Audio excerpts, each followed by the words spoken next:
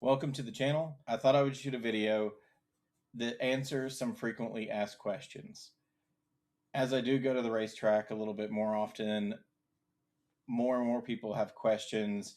Sometimes it's just about how things work. One of the things that a lot of people ask are, what sort of spares should you take to the racetrack? And that's kind of a loaded question. The answer is, it really depends. If you are doing HPDE or some sort of track day, your spares set is going to look completely different than what I take to the racetrack for wheel-to-wheel racing. And that's going to look completely different than what someone who might be endurance racing on a club level would take versus, a professional IMSA team. For HPDEs or track days, generally what I'm going to do is take fluids, so oil, brake fluid, power steering fluid if you need to.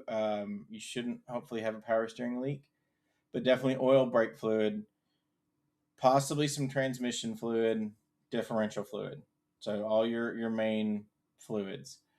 Next, you're going to add in consumable items. So things that you might not have to change at the track, but you're going to go through anyway. So it wouldn't be a bad idea to have an extra set.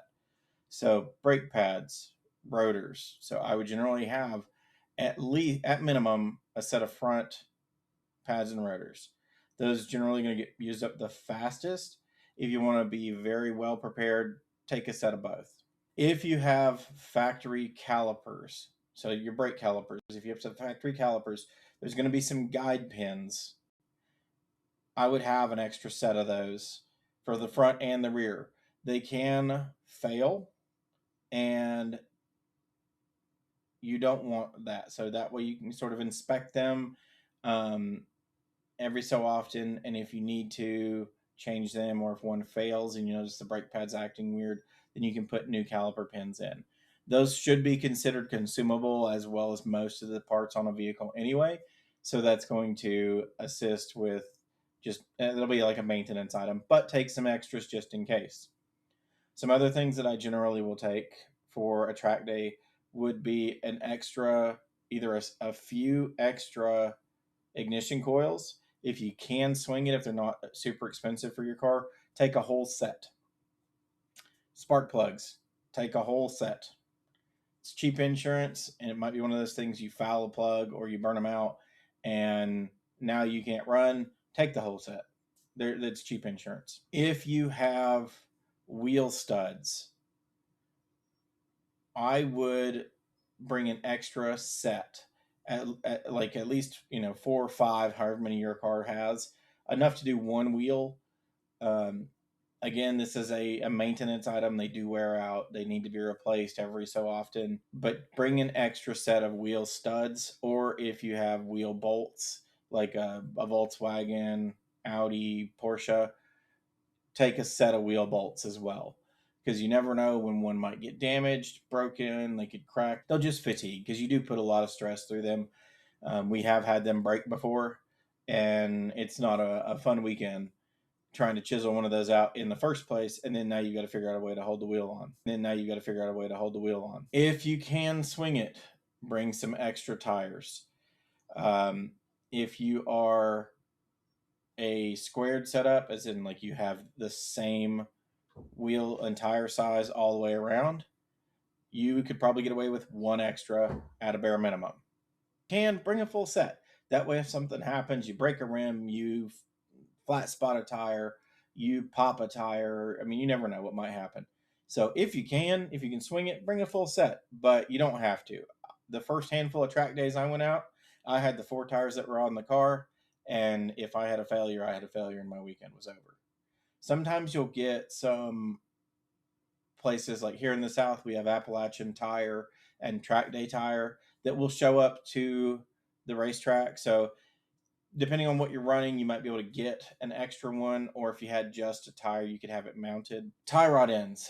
You never know when one might fail. They do go through quite a bit of stress, especially if you hit rumble strips pretty hard. So I would bring just a extra pair of tie rod ends, the outers. If If they're not super expensive, get the inners too. You might need special tools to replace them. You never know. There might be somebody at the track that has that tool.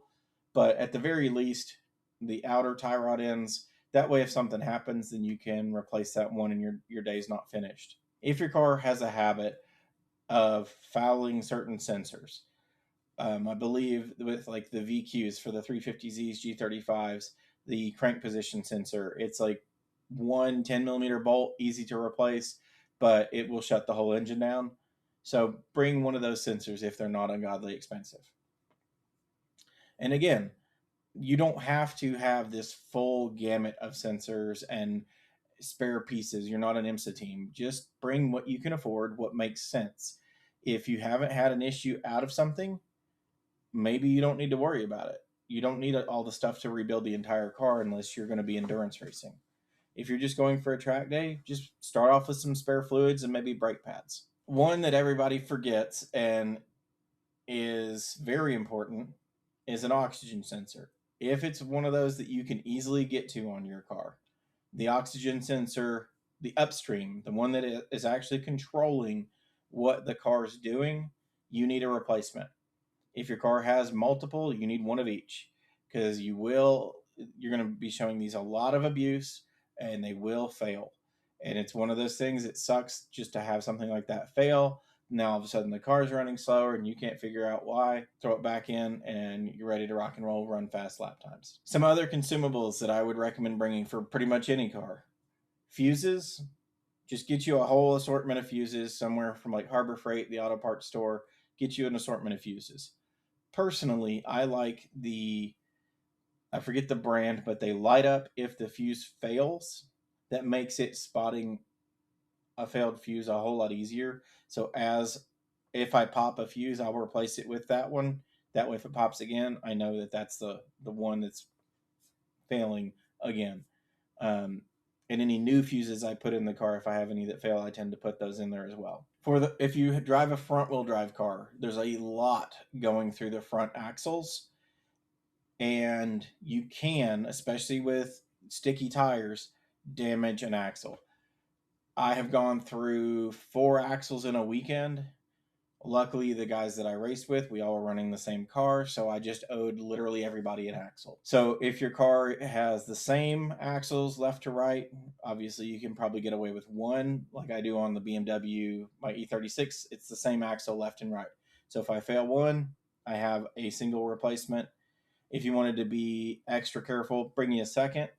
But if you have some friends that are running all the same cars, if you all have the same thing, maybe you can get away with like having one shared axle and whoever breaks it buys it from the group. Like with the front wheel drive, we had 2 different axles. We would just run cheap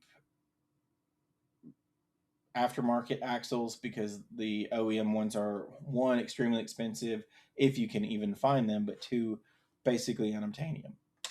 The OEM ones are better, so if you can rebuild one, it's great, but we couldn't find any, so we just ran the cheap axles, and if we blew them up, we blew them up.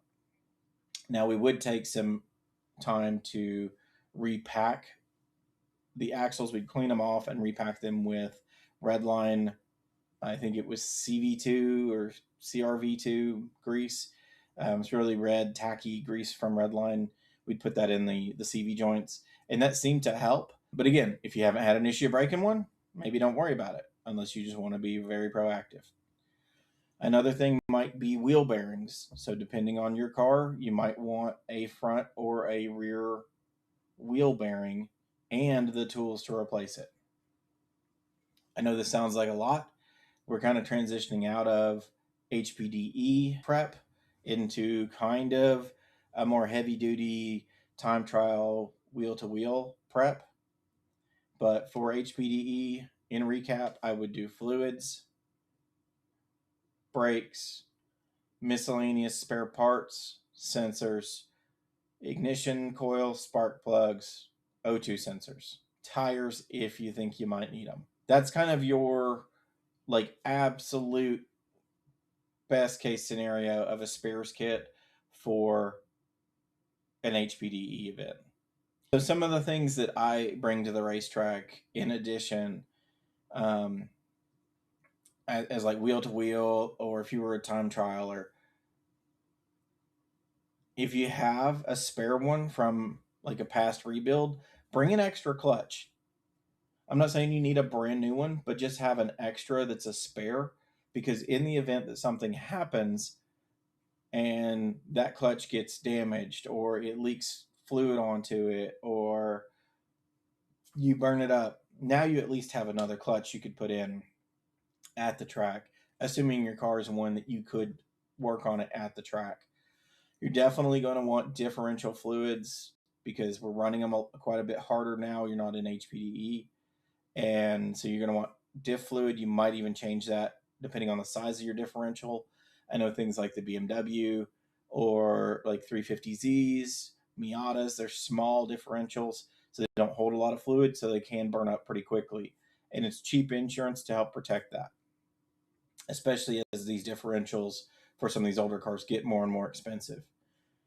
Transmission fluid, not a bad idea to have some just in case you develop a leak or you need to remove something. Slave cylinder for your clutch, master cylinder for your brake system. An extra set of stainless brake lines would not be a horrible idea. Again, these are all wearable components. They all have a failure, and it's one of those things that's something that simple.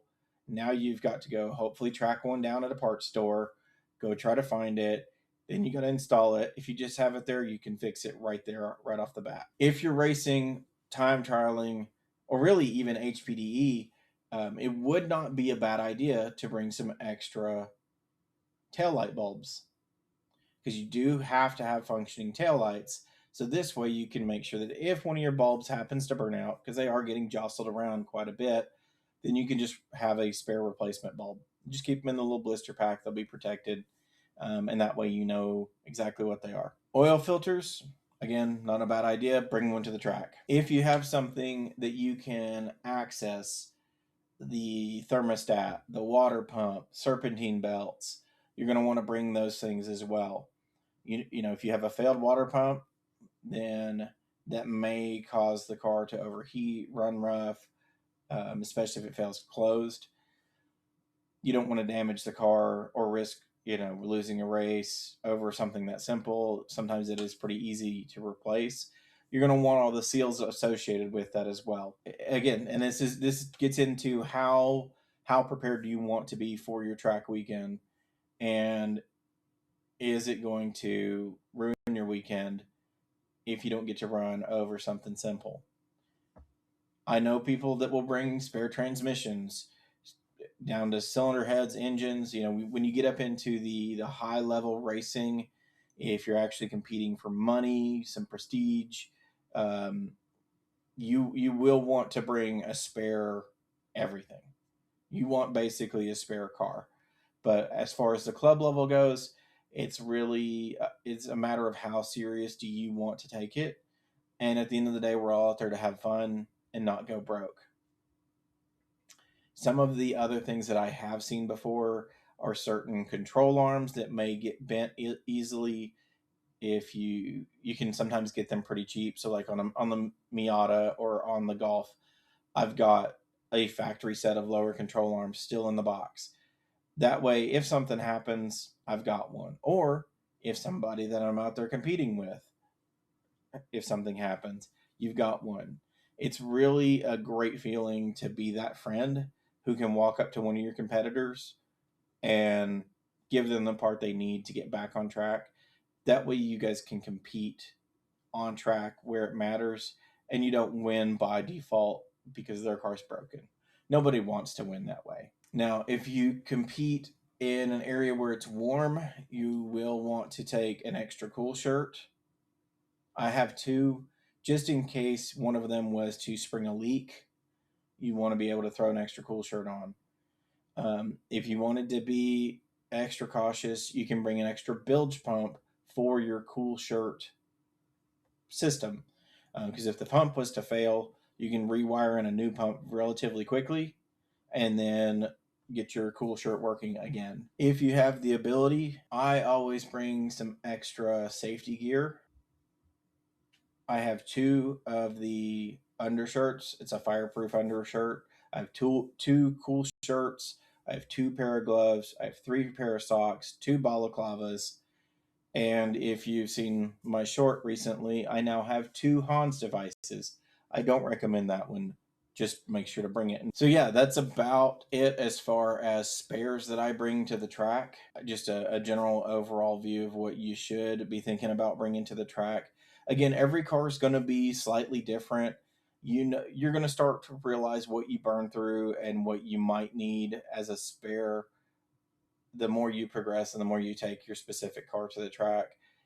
But get on some of the forums, some of the Facebook groups. There's a wealth of knowledge out there, and I'm sure some of the people that you race with will have some advice on if you're running X chassis, make sure you bring X part because those do wear out. So until next time, thank you. If you found this video useful, please like and subscribe. It does go a long way to let me know that A, you like the video, and B, you want to see more content. I'm hopefully working on more videos this year to try to explain how to get on track and what to expect when you do get on track, and hopefully help you get out there and come race with us.